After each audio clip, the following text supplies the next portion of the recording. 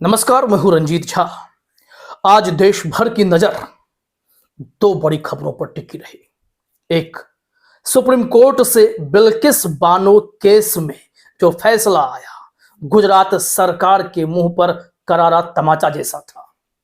तो दूसरी तरफ राजस्थान में नैतिकता की तमाम धज्जियां उड़ाते हुए एक नेता को मंत्री बनाया गया था, जो जनता की परीक्षा में फेल हो गया, चुनाव में फेल हो गया, हार गया, और अभी भाजपा की जमकर वहां भी किरकिरी हो रही है। लेकिन इस दोनों खबरों के दूसरे पहलू पर किसी ने गौर नहीं किया है, वो हम आगे चर्चा करेंगे।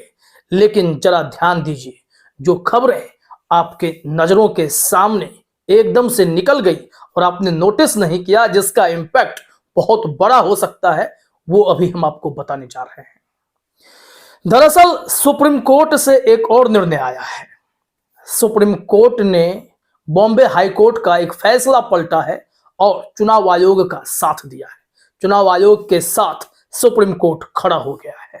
यह खबर आपको जरूर पता होना चाहिए। एक और खबर है जिस ओर आपका ध्यान आकर्षित करना चाहूंगा कि एक और जहां उत्तर प्रदेश में आजम खान हो या फिर उनके बेटे हो, छोटे से छोटे मामले में 2 साल की अधिकतम सजा दिलाकर इनकी विधायकी छीन ली जाती है। लेकिन दूसरी तरफ वहीं बहराइच में महसी के भाजपा विधायक को 2 साल की अधिकतम सजा मिलती है, उनकी विधायकी चली जाती है। लेकिन अगले ही पल ऊपर वाली अदालत से राहत भी मिल जाती है, उनके सजा को सस्पेंड कर दिया जाता है। और इस बात के लिए राहुल गांधी को पूरे गुजरात से लेकर दिल्ली तक का चक्कर लगाना पड़ गया था। तो एक खबर और जोड़ लीजिए इसी कड़ी में। 10 जनवरी को महाराष्ट्र में मुख्यमंत्री शिंदे के भविष्य पर फैसला होने जा रहा है। 10 जनवरी को महाराष्ट्र विधानसभा के स्पीकर यह तय करेंगे शिंदे गुट के विधायकों का भविष्य क्या होगा। क्या वो अयोग्य करार दिए जाएंगे, शिंदे मुख्यमंत्री नहीं रहेंगे, या फिर स्पीकर साहब कुछ अलग फैसला लेंगे, या फिर और समय मांगेंगे। यहां पर गौर बस आपको यह करना है कि तमाम मामलों में टाइमिंग का बड़ा खेल है कि किस टाइमिंग पर कब कैसा फैसला आता है, किस क्रूशियल मोमेंट पर सुप्रीम कोर्ट तारीख पर तारीख देता है, और किस क्रूशियल मोमेंट पर वो चुनाव आयोग के साथ भी खड़ा होता है और कभी कभी सरकार को झटका भी देता दिखाई पड़ता है। इन तमाम खबरों के बीच से सारी बातें आपको दिखाई पड़ेंगी और आप पूरे इस चेक एंड बैलेंस के खेल को समझ पाएंगे। और यहां से आपको पता चलेगा कि जिस खबर को लेकर इस वक्त सुप्रीम कोर्ट की भी सराहना हो रही है और गुजरात सरकार के किरकिरी पर भी लोग कह रहे हैं कि कुछ तो अच्छा हुआ है, या फिर राजस्थान में 1 महीने में जनता शायद बीजेपी से ऊब गई है, तो इन सब का भी दूसरा पहलू है, उसे भी अभी हम आपके सामने रखते हैं। जरा देखिए अपने स्क्रीन पर इस हेडलाइन को। अमर उजाला ने लिखा है, बॉम्बे हाईकोर्ट के आदेश पर सुप्रीम कोर्ट की रोक, उपचुनाव में देरी पर चुनाव आयोग से पूछे सवाल। दरअसल यह भी मामला महाराष्ट्र से ही जुड़ा हुआ है। पुणे लोकसभा सीट पर सांसद गिरीश बापट के निधन के बाद 29 मार्च 2023 को यह सीट खाली हो गई थी और 6 महीने के भीतर नियम के मुताबिक चुनाव कराने होते हैं। चुनाव आयोग ने चुनाव नहीं कराया, साल बीत गए, 2024 में हम लोग आ गए, चुनाव नहीं कराया। और जब बॉम्बे हाईकोर्ट के सामने यह मामला पहुंचा तो वह क्षेत्र लगभग साल भर से प्रतिनिधि विहीन रह गया। इस पर चुनाव आयोग को फटकार लगाते हुए आदेश दिया कि अब आम चुनाव में भले ही 4 महीना बचे या 5 महीना बचे, फर्क नहीं पड़ता, आपको चुनाव कराना पड़ेगा, उपचुनाव वहां होने चाहिए। चुनाव आयोग ने कहा कि हम बहुत व्यस्त थे, हमें फुर्सत नहीं मिली कि हम जाकर वहां पर उपचुनाव कराते हैं। जबकि यही चुनाव आयोग कई चुनाव कराए, महाराष्ट्र से लेकर कई राज्यों में चुनाव होते रहे, मुख्य चुनाव हुए, उपचुनाव हुए, तमाम तरीके से इलेक्शन की प्रक्रिया चलती रही। लेकिन पुणे लोकसभा सीट पर चुनाव कराना उनके बूते का नहीं था। ऐसा चुनाव आयोग ने कह दिया कि फुर्सत नहीं है, हम बहुत बिजी हैं। जिसके बाद बॉम्बे हाईकोर्ट काफी भड़का था और कहा था कि हम किसी भी क्षेत्र को प्रतिनिधि विहीन तो छोड़ नहीं सकते, तो चलिए जाकर उपचुनाव कराइए। और इस मामले को लेकर चुनाव आयोग सुप्रीम कोर्ट पहुंच गया और सुप्रीम कोर्ट ने तुरंत चुनाव आयोग का साथ देते हुए बॉम्बे हाईकोर्ट के फैसले को पलट दिया कि नहीं, अब तो समय कम है। लेकिन यह तो सबसे बड़ा विषय है ना कि चुनाव आयोग यहां भी अपनी मनमानी में सफल हो गया। चुनाव आयोग को चुनाव कराना चाहिए था, समय रहते क्यों नहीं हुआ। कई राज्यों में चुनाव करा लिए, उसके लिए फुर्सत ही फुर्सत थे, लेकिन एक सीट पर आपको उपचुनाव कराने की फुर्सत नहीं थी, जिसके चलते अब सुप्रीम कोर्ट ने सिर्फ सवाल पूछे, लेकिन बॉम्बे हाईकोर्ट के फैसले पर रोक लगा दी गई है। यहां मैसेज तब सही होता जब उनको चुनाव कराना पड़ता।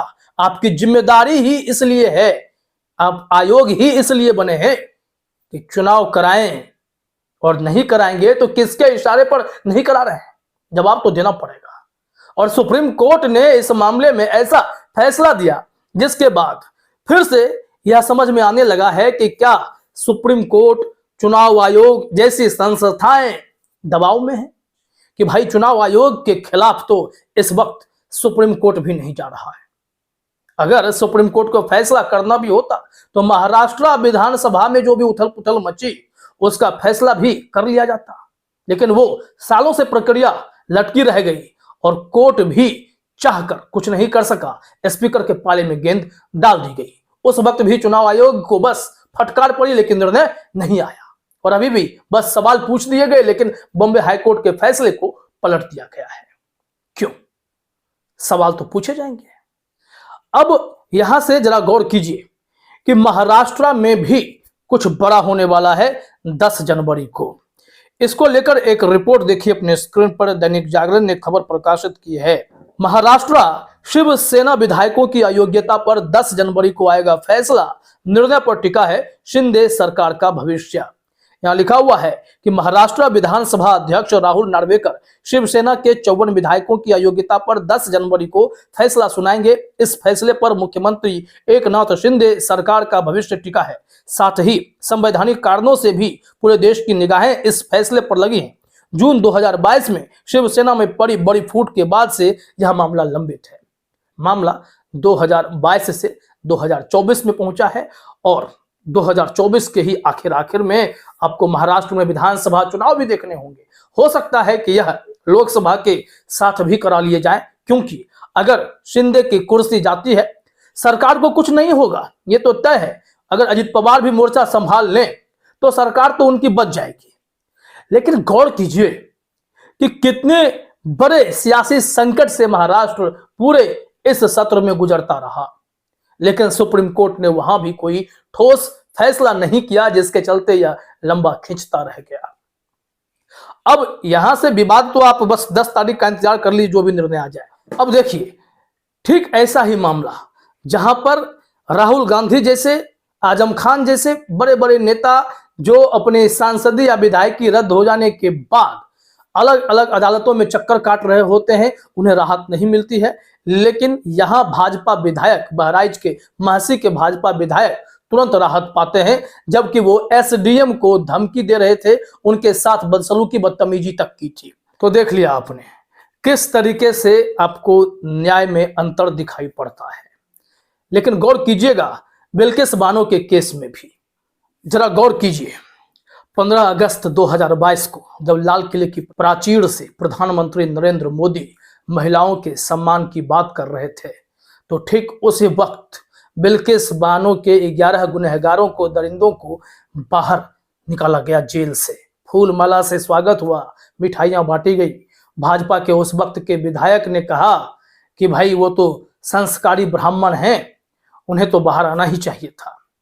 अब उस वक्त चुनाव नजदीक थे, चुनाव में फायदा भी हुआ, और अब जब 2024 का चुनाव नजदीक है तो अब इससे ठीक पहले सुप्रीम कोर्ट का गुजरात सरकार को फटकार लगाते फैसला आता है। इन दरिंदों को रिहा करने का अधिकार क्षेत्र गुजरात सरकार के पास नहीं, महाराष्ट्र सरकार के पास था, क्योंकि यह फैसला वहां की सरकार करेगी जहां केस की सुनवाई चल रही है।